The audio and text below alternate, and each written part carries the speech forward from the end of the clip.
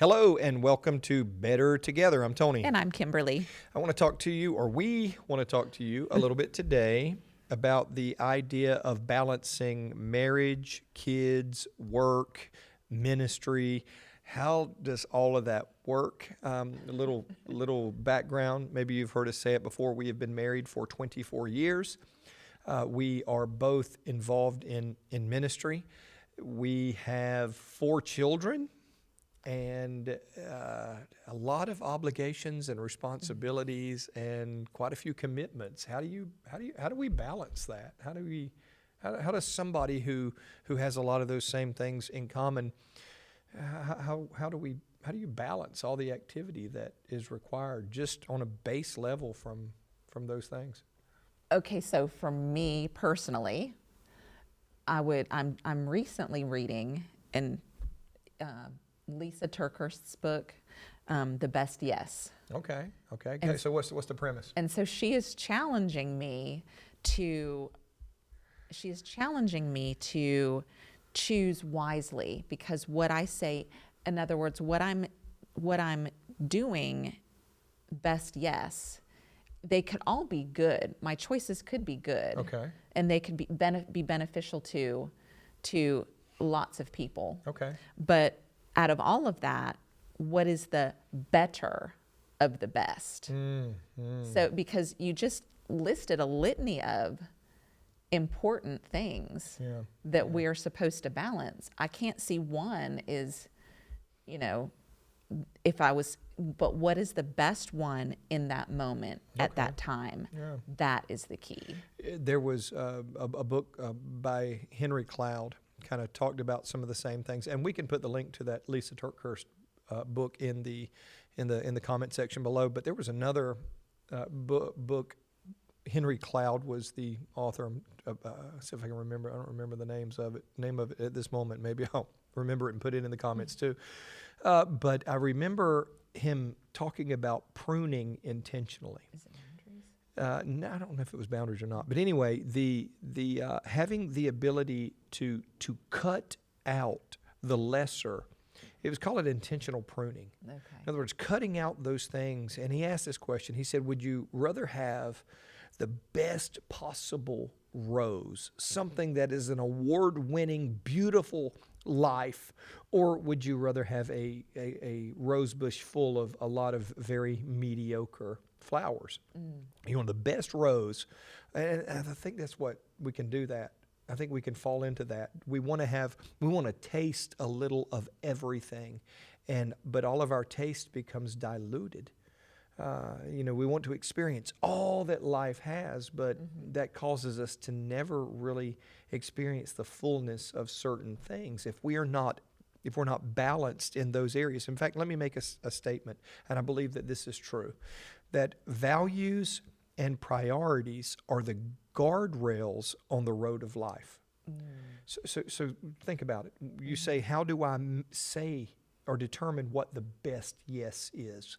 How do I determine what I can live without tasting? Again, values and priorities are the guardrails on the road of life. So without clear values, clear defined values, that's good. Clear defined priorities, because there is a difference between your priorities and your values. We can have the very same values, but those values can fall at different priority levels in our lives. So how do we use our values and our priorities to leverage balancing marriage and family and work and ministry? How? Yeah. I would say we have to choose wisely, because we can't. Every time the phone rings or every time we have a commitment, we can't always be there or be available. That sounds kind of counterintuitive, right. But I think at some point there you have to take a time out, take a knee. Yeah. And I'm not saying just take a knee and focus and say no. Yeah, think about your values and your priorities. Think of it as kind of a sieve. Think of those as, and if you don't know what a sieve is, a colander, something that you pour, a strainer, something that you pour stuff into and only certain things come out because it filters. So think of your values and your priorities as filters that keep things out that shouldn't be in. I'll give you. I was about to say, can I'll give you an example. Practical example. A very practical example. At our church, at Rockfish Church, we have a very clear mission statement that talks about our values and our priorities. We say that we exist to make, equip, and release fully committed followers of Jesus. Yeah. So that right there is a value and a priority structure. So when people come and say, hey, Pastor Tony, can we build a basketball court, for the kids to play on, and have a family life center? And again, this is not about your philosophy of ministry. I don't care about that. I look back at those values and those priorities and go, will that help us make disciples? Okay. Will that help us equip disciples? Will that help us release disciples to make other disciples?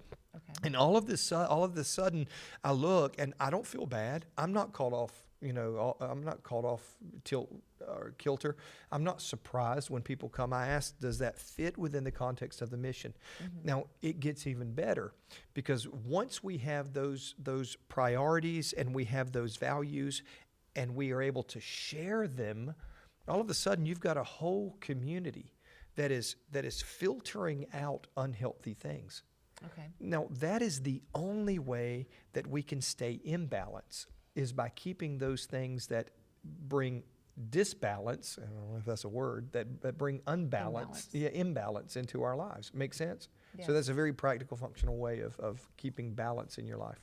Okay, that was in the context, of a church organization. But what do you say to those people that might, understand that context, filtering it through? But what about those other areas? Like, do you always have to have commonalities? I mean, our children, they're not young anymore. Right. And, we're not in that season, though, either, of having grandkids. Right. So, do you always have to hang out with those people? I mean, and I'm not saying like those people, what is the balance? How do you choose which? Well, I think when we look at or am I getting too technical? Well, when we look at, actually, it's called getting granular. And what you're doing is you're actually saying, okay, how do I use values and priorities in the context of marriage, kids, work, and ministry? So we talked about it in the area of ministry. It makes sense. So we'll bring it home and talk about it in the area of marriage. One, and then we'll move on to kids. So with marriage,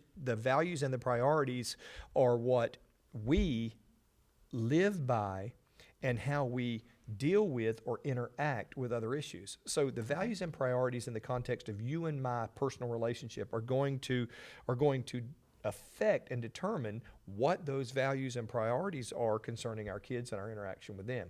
Okay. So I know a lot of people who they sacrifice their marriage, listen to this, for the priority of their kids to the detriment of their marriage. So they spend their whole time trying to keep their kids entertained, run them around to every sporting event in the world. The kids grow up, they leave, and they're living a shipwrecked relationship. Ooh. You and I have said this from the onset, that it is important for us to realize that our kids and raising them, even though it is something that we will have for the rest of our life, there are seasons in that relationship. So they're going to leave one day. They are. And it's going to be you and me. And if we haven't prioritized and put values with that accordingly, then those children can become detrimental to that. So let's flip over and say, what about the kids? So how do we prioritize and value them? In other words, what do we do that's best for them, for their well-being? Okay. Are we prioritizing our relationship with them?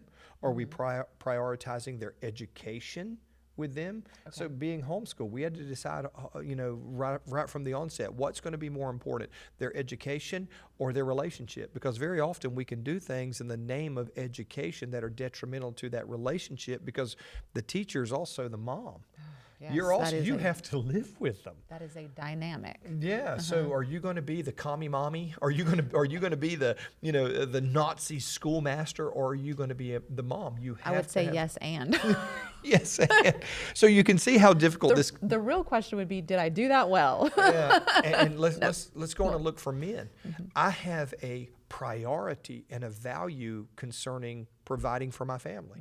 You say, well, that's stereotypical. Look, the Bible says it's my responsibility to provide. She's welcome to work, but I got to, okay? Well, so I'm not going to get into that. That's another episode. But my point is, at what point does my work become detrimental to those other values? If I don't have clear values and clear priorities, then we don't have clear expectations and clear guardrails in life, and we're constantly going to be shooting down roads, going down roads that are dead ends and detrimental to what we're trying to obtain. The relationship that we want to have ultimately with each other, Okay. with God, Okay. with the future, finances, and with our children. Okay. Yeah, makes sense? It does. So let me read that statement one more time. Values and priorities are the guardrails on the road of life. So have you made them clear?